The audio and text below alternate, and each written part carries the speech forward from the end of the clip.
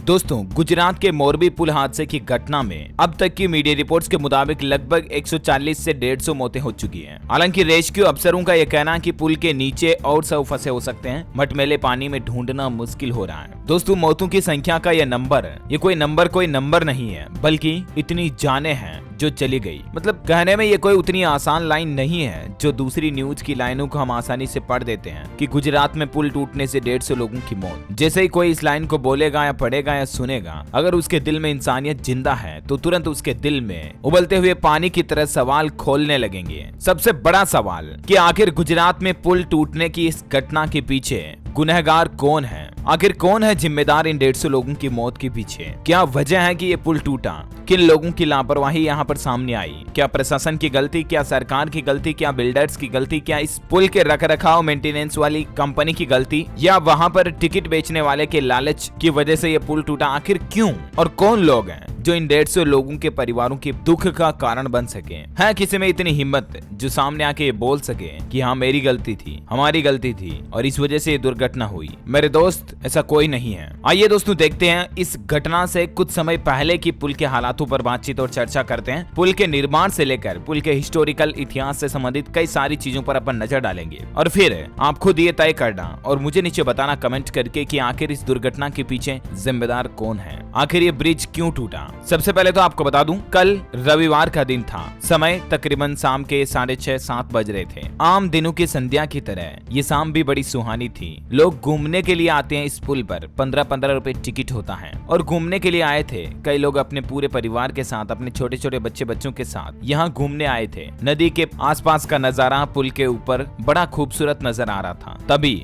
अचानक एक ही पल भर में तबाही मच जाती है। मौत का मंजर देखने को मिलता है और एक सेकंड में, पल भर में ये पुल टूट जाता है। सैकड़ों लोग नदी के पानी में जा गिरते हैं। मीडिया रिपोर्ट्स के मुताबिक जब ये पुल टूटता है उस वक्त तकरीबन 400 से 500 लोग नदी में जा गिरे। ये आज इसके पुल टूटने का एक लाइव वीडियो भी सामने आ रहा। मतलब जब पुल टूटा था ना, तब कोई शख्स वीडियो बना रहा था यूं घूमते घूमते अपने फोन में, तो उसके फोन से अब ये वीडियो सामने आ रहा। मोरबी ब्रिज टूटने का ये पहला वीडियो जो हम आपको बता रहे हैं। तो एक पल भर में मौत का ये महातांडव मचता है और कई लोग नदी में जा गिरते हैं। जिनको तैरना आता है वो जल्दी से किनारे की तरफ आगे बढ़ते हैं, लेकिन ज्यादातर महिलाएं और बच्चे थे तो ज्यादातर लोग वहां डूब जाते हैं। बहरहाल घटना की जैसे ही जानकारी मिलती है, मौके पर तुरंत एनडीआरएफ, एसडीआरएफ की टीमें भेजी जाती हैं, एम्बुलेंस भेजी जाती है, गोताखोर और स्थानीय लोग भी सभी लोगों की मदद करने के लिए जुट जाते हैं। लेकिन तब तक भी काफी देर हो चुकी होती है, वरना मौतों की संख्या का आंकड़ा इतना भी नहीं पहुंचता। खैर, हमारा सबसे महत्वपूर्ण सवाल ये है दोस्तों कि ये पुल आखिर क्यों टूटा? किन लोगों की लापरवाही की वजह से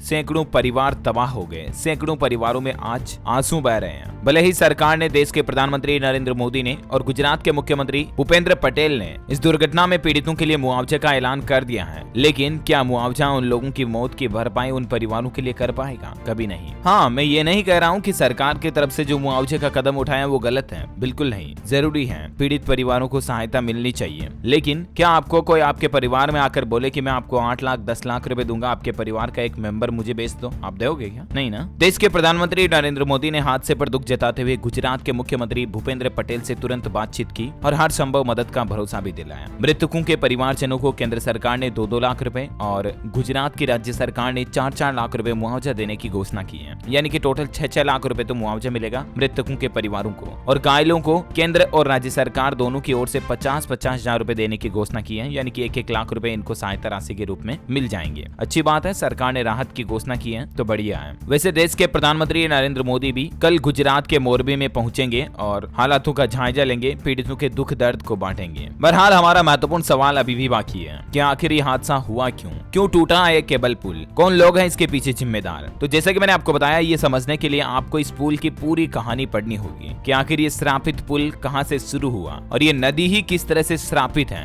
ये मच्छू नदी है। आपको बता दूं, ये मच्छू नदी पर आज लगभग आप 150 मौतों की खबर सुनकर बड़े चौंक रहे होंगे, लेकिन आपको बता दूं, आज से कुछ साल पहले ही इस मच्छू नदी ने एक साथ 1800 से भी ज्यादा लोगों की जान भी ली थी। ठीक 43 साल पहले इसी मच्छू नदी पर बना एक बांध टूटने से साल 1979 में वो बांध टूटा था और उसकी वजह से 1800 से ज्यादा लोगों की मौत हो गई थी। लेकिन तो क्या हम इन सब के पीछे नदी को जिम्मेदार बता दें? नहीं, ये तो एक प्राकृतिक सोर्स है। असली जिम्मेदार इन घटनाओं के पीछे कोई और होता है। जैसे वो बांध टूटा तो जाहिर सी बात है उस बांध का ठेकेदार, उस बांध के मेंटेनेंस करने वाले, रखरखाव वाले जिम्मेदार होंगे, ना कि नदी, क्योंकि नदी तो अपनी शांति शीतलता के साथ बहती रहती है, आगे बढ़ती रहती है, लोगों को और पीने का पानी देती है। नदी ने नहीं कहा था कि मेरे ऊपर बांध बनाओ, नदी ने भी नहीं कहा था कि मेरे ऊपर पुलिया बनाओ। हम लोगों ने बनाया, हम लोगों ने घटिया क्वालिटी के पुलिया बनाए और तभी हम लोग जान से मारे गए। खैर, इस पुल के पीछे मुख्य वजह की अगर बात करें ना दोस्तों, तो आपको बता दूं दीपावली के दूसरे दिन इस पुल को खोला गया था। बाकी लगभग पिछले 6 महीने से ये पुल बंद था। बंद क्यों था? क्योंकि ये पुल काफी ज्यादा कमजोर हो गया था, इसका मेंटेनेंस करवाना था, मतलब इसका और रखरखाव और देखरेख करनी थी। पहले भी प्रशासन को यह खतरा था कि कहीं ये पुल टूट न जाए और इसीलिए पिछले 6 महीनों से तो इस पुल को बंद ही कर रखा था। अभी दीपावली के दूसरे ही दिन 25 अक्टूबर को, जिस दिन सूर्य ग्रहण था ना, उसी दिन इस पुल को आम लोगों के लिए खोला गया। लेकिन जरा सोचिए कि खोलने के महज 5वें दिन ही ये बड़ा हादसा हो जाता है। जबकि एक बड़ी चौंकाने वाली बात बताऊं, खोलने से पहले इस पुल पर 2 करोड़ रुपए का मेंटेनेंस रखरखाव के लिए खर्चा किया था। अब सबसे बड़ा सवाल ये पैदा होता है कि आखिर इसका खर्चा किया 2 करोड़ रुपए का, उसमें क्या किया इस पुल पर? या 2 करोड़ रुपए को यूं ही कागजों में हिसाब किताब में बराबर कर दिए, या प्रैक्टिकली भी कोई काम हुआ? खैर, जनता के मन में तो ये सवाल जरूर उठेगा, क्योंकि आज अगर 2 करोड़ रुपए इस पुल पर रखरखाव के लिए लगाए हुए होते हैं तो शायद ये 150 लोग हमारे साथ जिंदा होते हैं। और बात यही खत्म नहीं होती है दोस्तों, एक और हादसे के पीछे बड़ी वजह सामने आ रही है कि इस पुल का फिटनेस सर्टिफिकेट भी नहीं बनाया था और उससे पहले इसको खोल दिया गया था। मतलब कि प्रशासन और सरकारी इंजीनियरों की जांच पड़ताल के बाद अगर ये पुल सही पाया जाता, उसका फिटनेस सर्टिफिकेट बनाया जाता और तब इसे आम लोगों के लिए खोला जाता, तब शायद ज्यादा ठीक रहता। बिना फिटनेस सर्टिफिकेट के ही इसको आम लोगों के लिए खोल दिया गया। और जैसा कि मैंने आपको बताया ना, ये एक ऐतिहासिक धरोहर के रूप में स्थान था जहां पर रोजाना शाम के समय लोग बाग घूमने आते हैं। ये तो अच्छी बात है कि इस पुल पर गाड़ियां, वाहन, व्हीकल वगैरह नहीं आते जाते हैं, सिर्फ पैदल घूमते लोग बाग और 15-15 रुपए टिकट लेते हैं। अब यहाँ पर एक दूसरी बड़ी लापरवाही, वहाँ के जो टिकट बेचने वाले लोकल कार्यकर्ता हैं, उनका भी लालच इन लोगों की मौत के पीछे वजह बनकर सामने आ रहा है। क्योंकि दोस्तों, इस पुल पर कुल कैपेसिटी ही 100 से 150 लोगों की थी। कितनी थी? 100-150 लोगों की कुल कैपेसिटी थी जो इस पुल पर जा सकते हैं, इस पुल के उन हालातों को देखते हुए। लेकिन टिकट बेचने वाले लोगों ने तकरीबन 400 से 500 लोगों को टिकट बेच दिया और पुल पर भेज दिया। तो वजन कितना ओवरलोड हो गया, 3-4 गुना वजन बढ़ गया, जबकि कैपेसिटी ही पुल की 100-150 लोगों की, मैक्सिमम 100 से 120 लोग जा सकते हैं। तो टिकट बेचने वालों के लालच ने भी इस घटना के पीछे की वजह, कारण में हम एक पॉइंट समझ सकते हैं। यहाँ तक कि कई सारे चश्मदीद लोगों का तो ये कहना है कि पुल पर 1000 से भी ज्यादा लोग मौजूद थे, क्योंकि टिकट बेचने वालों को तो ज्यादा से ज्यादा कमाई चाहिए। अच्छा, इस पुल के रखरखाव के मेंटेनेंस की जो जिम्मेदारी थी ना दोस्तों, वो एक बल्ब बनाने वाली कंपनी के जिम्मे छोड़ा गया था। यह ब्रिज ओरेवा नाम की एक कंपनी को इसकी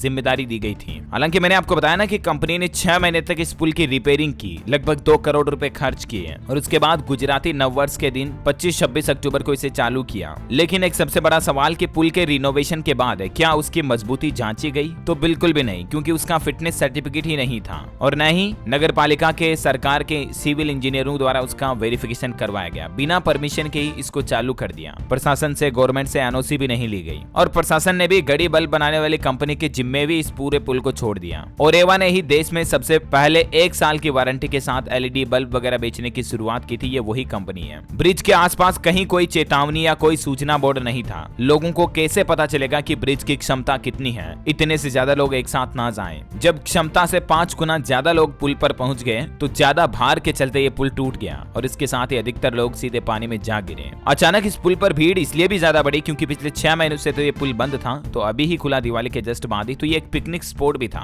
वहाँ के आसपास के लोग वीकेंड पर घूमने आते हैं, कुछ जो बहुत नजदीक रहते हैं वो डेली शाम को ही घूमने आते हैं और टिकट भी थोड़ा ही है, मतलब छोटा ही है, 15 रुपए का टिकट है, तो आसानी से लोग बाग ले भी लेते हैं। ये तस्वीर जो पुल के नहीं टूटने से पहले की तस्वीर, आप अंदाजा लगा सकते हैं कि कितने ज्यादा लोग बाग पुल पर भरे हुए हैं। इस पुल के हिस्टोरिकल इतिहास की बात करें तो मोरबी का यह पुल गुजरात के राजकोट से 64 किलोमीटर दूरी पर बना हुआ है और इसे अंग्रेजों के जमाने में बनाया गया था। इंग्लैंड से इसका सामान मंगाया गया था। विक्टोरियन लंदन स्टाइल में बने इस पुल को मोरबी के पूर्व शासक सर वाघजी की तरफ से बनवाया गया था, क्योंकि मोरबी के राजा इसी पुल से दरबार में आते जाते थे। बीच में नदी पड़ती थी और इसी नदी को क्रॉस करने के लिए डेली, मतलब दरबार में आने जाने के लिए ये पुल बनाया गया। तकरीबन 143 साल पुराना है ये पुल। इस ब्रिज का उद्घाटन 20 फरवरी 1879 को मुंबई के गवर्नर रिचर्ड टेम्पल के द्वारा किया गया था। उस वक्त भी इसको बनाने में तकरीबन 3.5 लाख रुपए की लागत आई थी। अब भी इस सवाल का जवाब प्रॉपर्ली सामने नहीं आ रहा कि आखिर जिम्मेदारी किसकी। आपको बता दूं, ब्रिज के मेंटेनेंस की जिम्मेदारी तो ओवरिया ग्रुप के पास थी। इस ग्रुप ने मार्च 2022 से लेकर मार्च 2037 तक, यानी कि 15 साल तक के लिए मोरबी नगर पालिका के साथ एक समझौता किया हुआ था इस कंपनी ने और ग्रुप के पास ब्रिज की सुरक्षा, सफाई, रखरखाव, टोल वसूलने, स्टाफ वगैरह सभी का प्रबंधन था। तो ऑल ओवर देखा जाए दोस्तों तो